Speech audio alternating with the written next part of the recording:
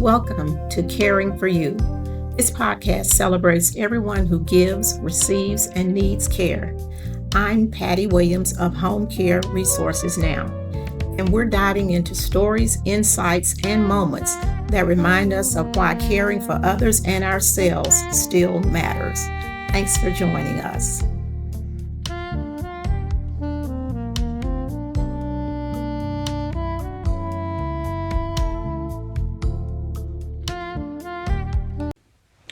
I'm here today with Don McNeill. Don is a special friend of mine, and Don is a caregiver, and he has decided to share his journey with us today. Don, will you introduce yourself? Certainly, Patty. Thank you for asking me to be on your podcast. I've been looking forward to this. I am a caregiver.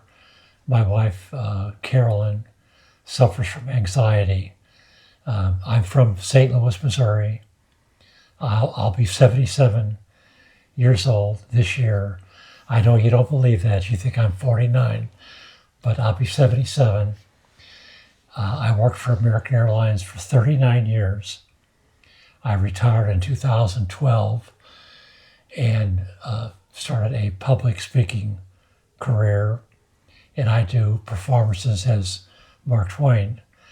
And 2 years ago, I won an award, the Mark Twain Remembers Award, which is given to the person who the Hannibal Select Committee feels most authentically portrays Mark Twain as a speaker.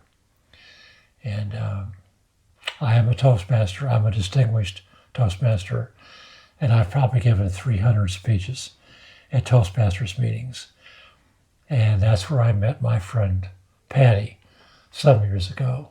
We belonged to the same Toastmasters Club in Raleigh, North Carolina. We have our son Tim is 51 years old. He has kidney and spine cancer. And my ex-wife is the primary caregiver for Tim. And Carolyn and I are secondary caregivers. But I've had to learn a lot about caregiving. It's something I never expected to do. As a man, you always think that your wife is going to be the caregiver, but in our case, it turned out quite different. And that's fine, as long as one of us can take care of the other one.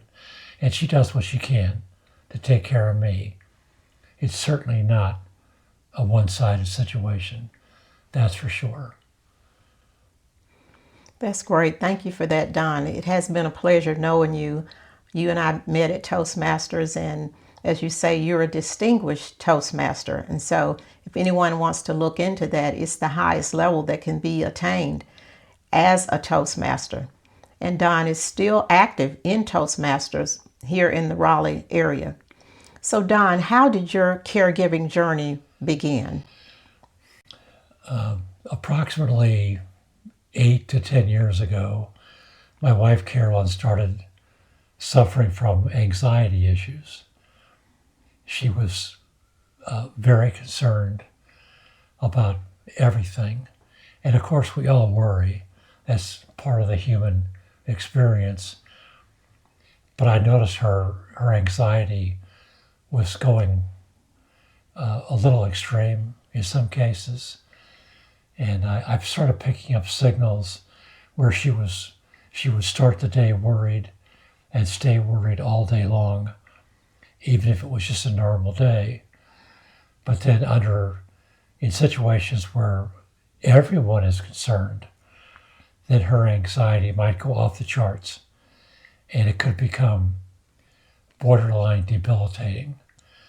And that's when I knew that I was in a caregiver situation, because I had to try to find ways to shield her from anxiety.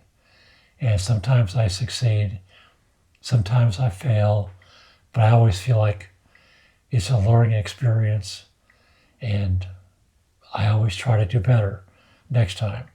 But God knows, I've failed a lot, and I've learned a lot. What does a successful day of caregiving look like for you? A successful day is if I can shield Carolyn from situations that might exacerbate her anxiety. As an example, if some minor thing goes wrong, there's no need for her to hear about it. Not that I'm keeping secrets, things that just don't matter that much. Maybe one of our bills wasn't paid through some accident, mail was lost, or whatever the case. That's something I probably wouldn't share with her because it doesn't make any difference. And it would be just something extra for her to worry about. So I just keep those things to myself. Those minor things that we think matter, but in the big picture, they really don't. Well, since that's a successful day, I guess a day that's not successful would be quite the opposite. Well, we recently had this ice event here in Raleigh, North Carolina, and that was extremely stressful. Well, for everybody, but especially for people who suffer from anxiety, because Carolyn was almost unable to sleep, worrying about the pipes freezing in our house, the pipes bursting, every possible terrible scenario that can come out of freezing weather. She imagined it happening to us. And she could spend the day asking questions. What are we going to do? Who are we going to call? How will we pay for it? How will it get fixed?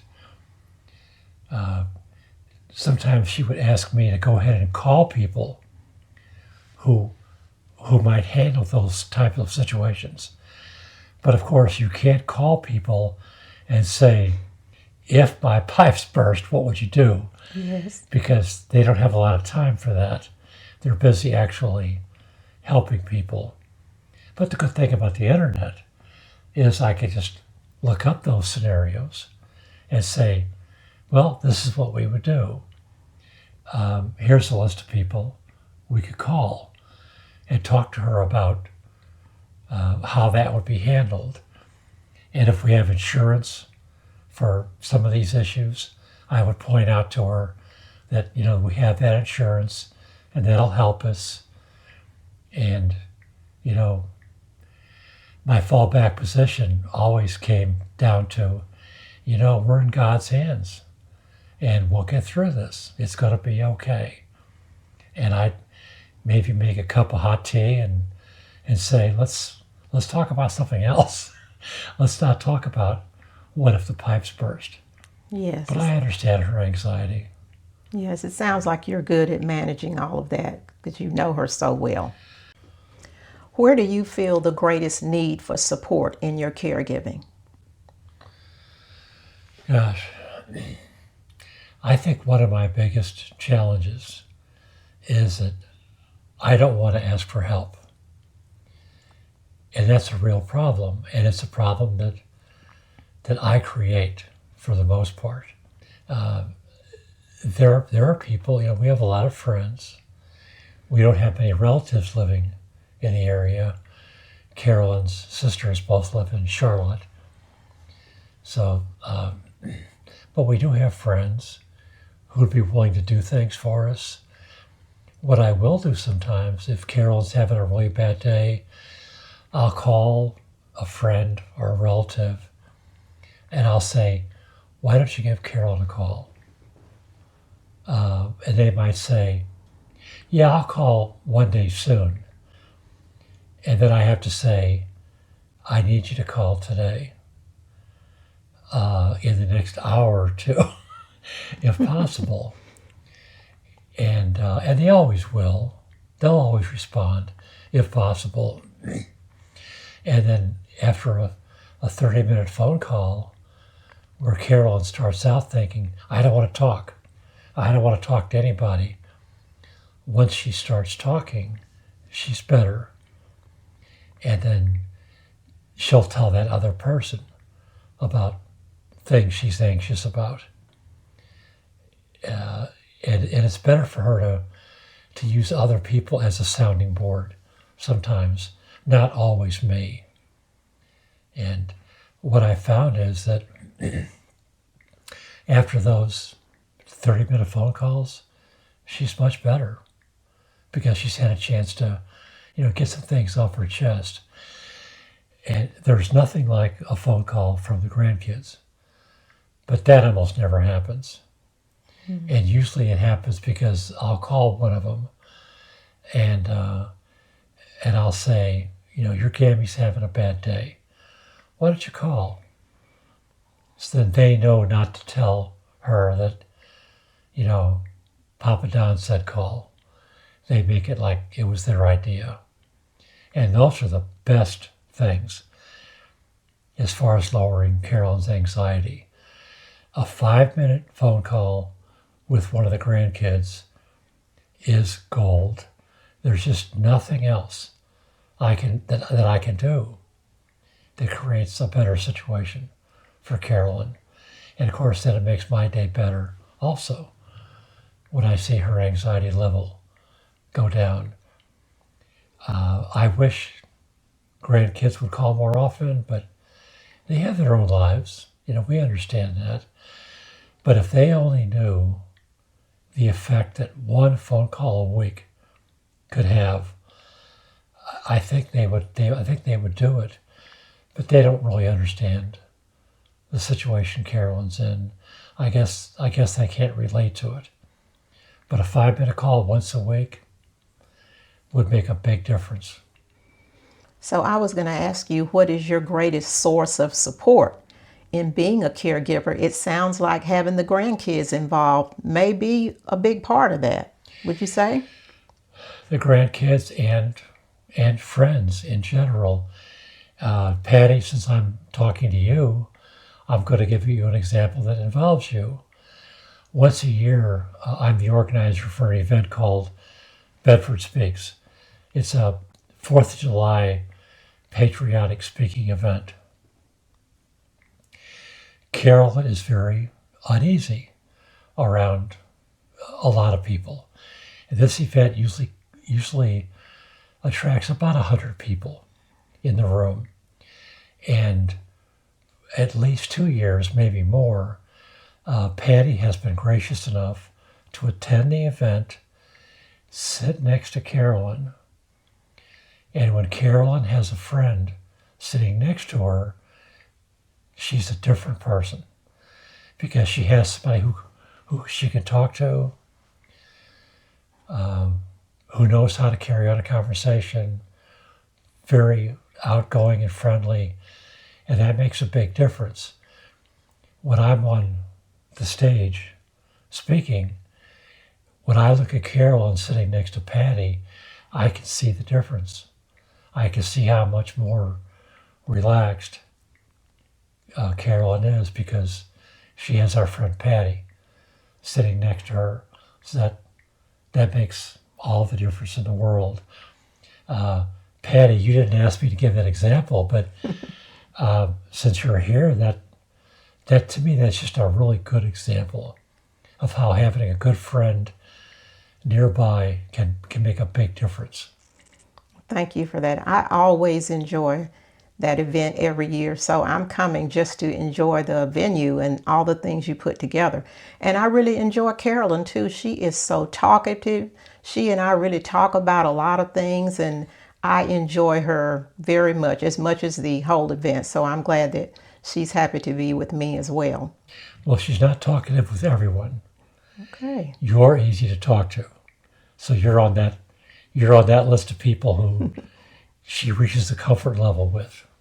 Are there any other individuals in your life that you're supporting as far as caregiving? Well, certainly not on that level. But, we all have friends who, if they call and they're having a problem, need someone to talk to, I'm happy to talk to any of my friends, and they reciprocate. They're always there for me also. So that means a lot.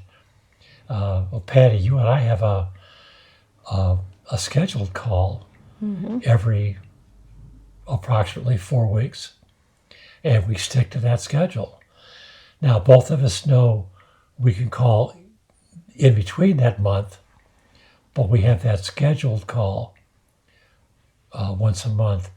And I would recommend that other people do that. If you're going to copy anything that I do, that would be it.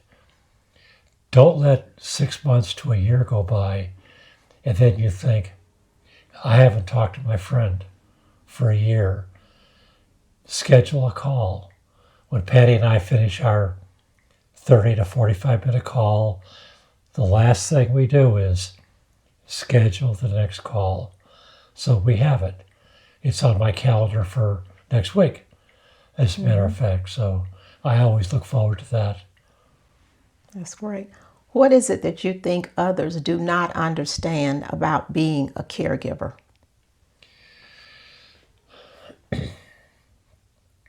I think the number one thing that a lot of people don't understand is how immediate the need can be for caregivers to get help or even have someone to talk to.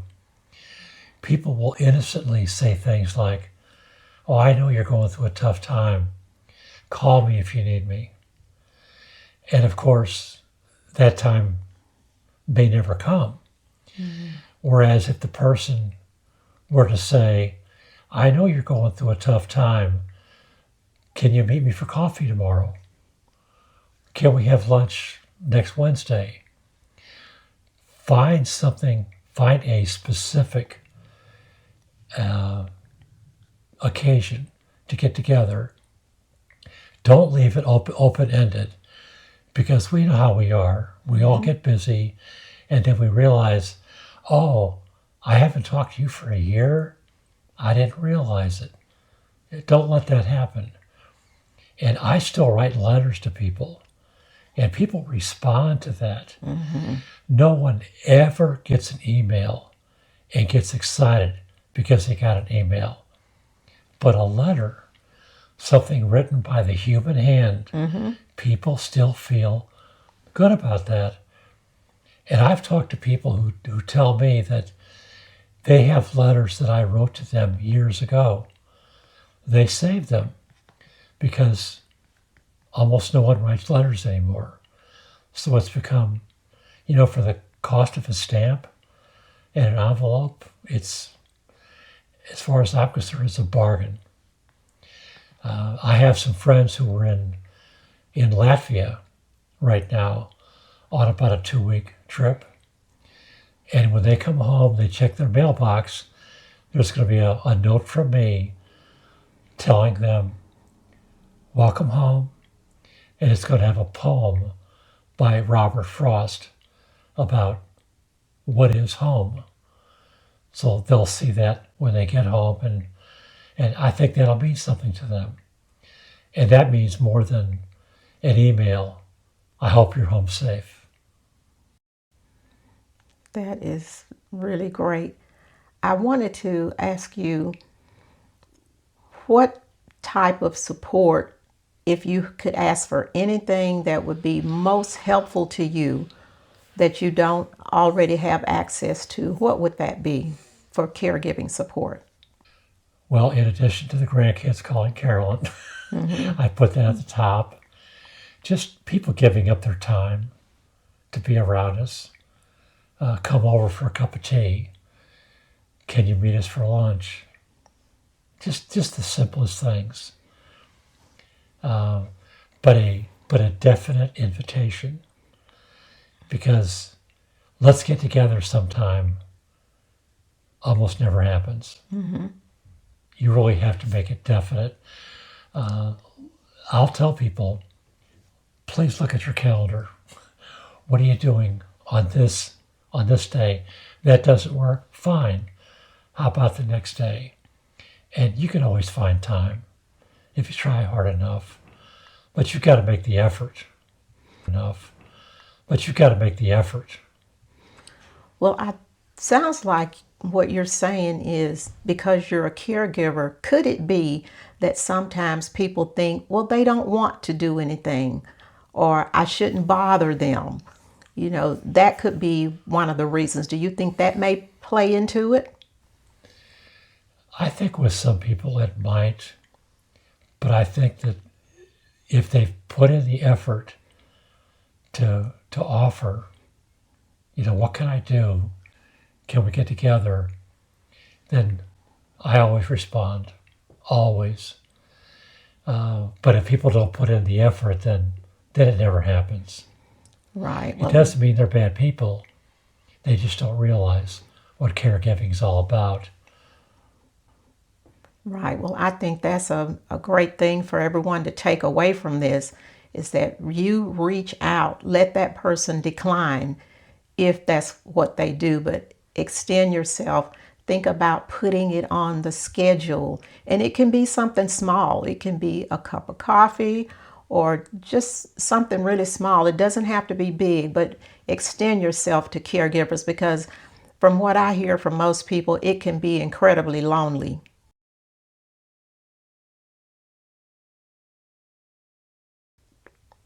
Yes, without a doubt.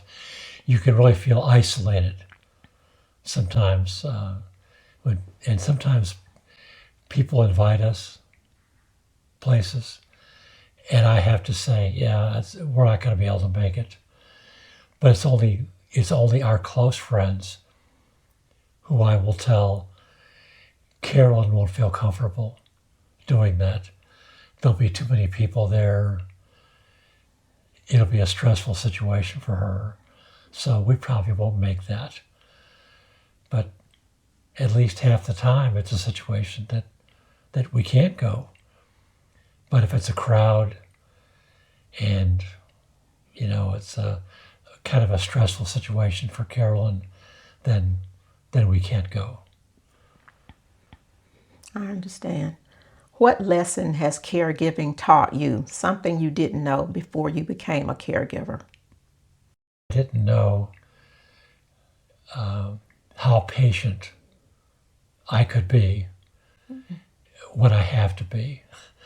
And as a caregiver, I have to be patient. I have to be understanding.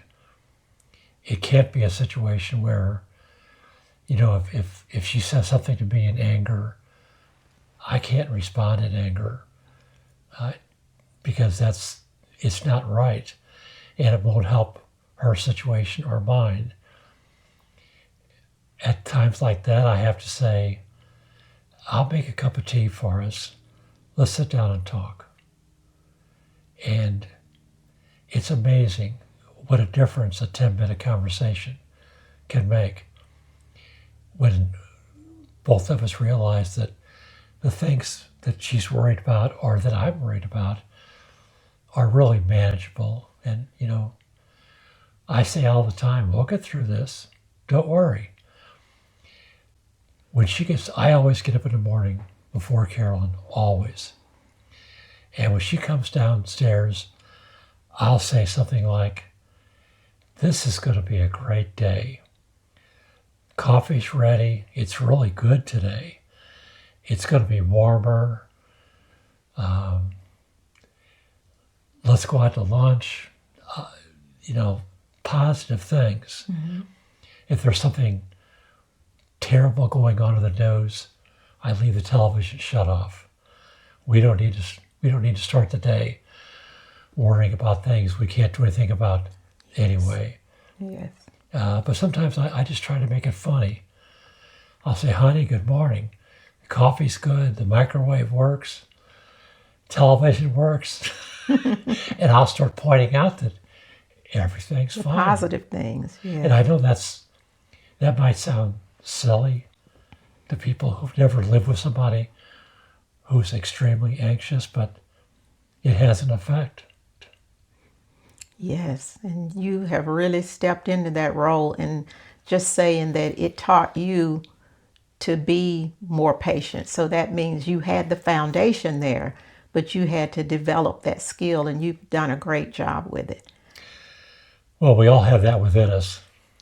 it's amazing some of the responsibilities that we can all step into when the need arises, and I feel blessed that I'm able to do whatever I can do to help Carolyn with her anxiety. And when I fail, I think through it, and I can always think of something different I could have done that would have been a better option, but then I try harder next time. That's great. Well, I have one more question. How has caregiving impacted your personal well-being? Oh gosh, that's a really good question.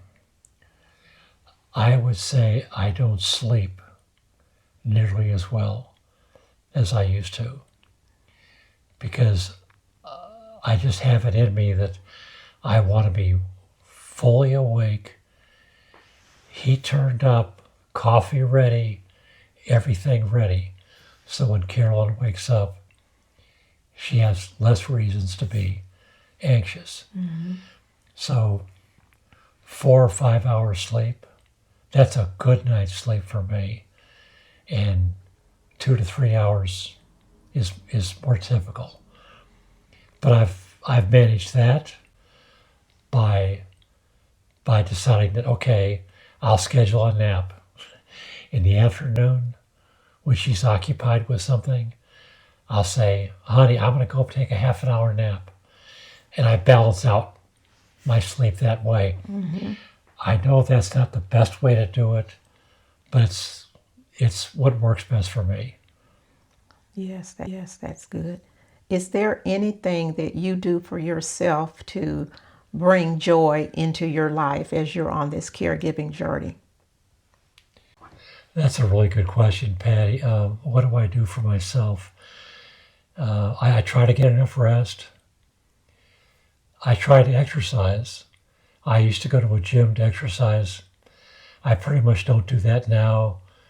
I exercise at home so that I'm not away from the house, which can cause Carolyn to be anxious if I'm away from the house too much. When I was going to the gym, she was worried I could get COVID or the flu or something, and then bring it home. We'd both be sick. That made her very anxious. So I try to just work out at home now. I was in a car accident last May. That caused her a lot of anxiety. And but I've done my best to get back to where my balance issues are a little bit better, but not too much. But she worries about me a lot. So I try not to give her too many reasons to worry about me. But things I do for myself, I think my Toastmasters activities have been just a gift because I'm around, well, everyone's younger than me. So I'm always around younger people. And it's hard to concentrate on the aches and pains of being elderly when you're around, 35-year-olds who aren't talking about their aches and pains and who often want me to mentor them. And that keeps me young too, trying to find ways that I can help them improve their public speaking. So just staying active is what keeps me going. And I believe you told me you have a speech coming up soon. You're Mark Twain, one of those. Do you have one of those coming up? I have a local one coming up. That'll be at the Banks Bed and Breakfast in Garner, February 22nd. And the great thing about this, it'll be a Mark Twain tea event, a very elegant tea event. And I did one of these before at this venue, and it was just wonderful. Mary Smalling, who owns that facility, does a great job organizing tea events, and I'm looking forward to that. And Carol will be able to be there, and she'll sit right in front of me, the chair nearest me, so she can feel comfortable, and I can too. knowing she's right there. She used to introduce me at my Mark Twain speaking events, but now she doesn't want to do that anymore. She doesn't want to speak in public, and that's fine. If she ever wants to go back to that, she can, but in the meantime, I understand. It causes her anxiety. Just so pleased to hear that Toastmasters does you so much good, and you have these speaking engagements that come up, and I'm happy to be part of your circle, that we can communicate, and that I come to events and I enjoy Carolyn so much. So I really appreciate you and your friendship. Well, if I could add one thing, I've never, ever forgotten that there was one Mark Twain speaking event that I had, and it was a paying event, and Patty was going to be out of the country, and she bought a ticket for that event, knowing there was zero chance she could attend, and I've never forgotten that. What a nice thing to be supportive in that way, even when you know you can't attend. So I've always appreciated that, and I still do, Patty. Thank you so much. I try to support my friends, and anyone who knows me, they know that's exactly what I do. Thank you all for listening today. This has been Caring for You. This episode of Caring for You was produced by Home Care Resources Now, hosted and edited by Patty Williams. Music by Ennio Mono, used with permission. Special thanks to our guest, Don McNeill. This podcast is for educational purposes only and does not constitute legal, medical, or regulatory advice. Thanks for listening. Until next time, take good care.